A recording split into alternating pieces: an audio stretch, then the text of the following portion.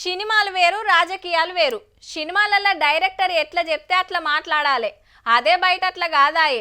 ఏది మాట్లాడితే ఏమవుతుందని ఒకటికి రెండు మాటల ఆలోచన చేసి మాట్లాడాలి.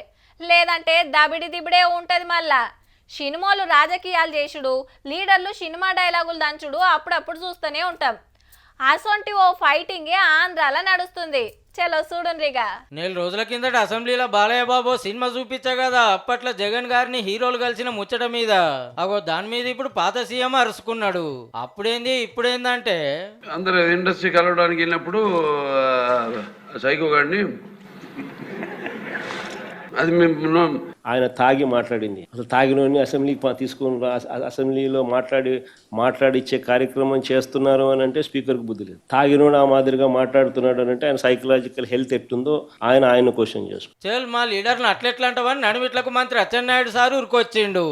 5 సంవత్సరాలు మేము కూడా భజనలు చేసి చెప్పాం సైకో సైకో సైకో అని. ఆయన శాసనసభలో అన్నాడు, మనందరం బయట అన్నాం. సైకో పనులు చేసావు కాబట్టి సైకో అని చెప్పాం.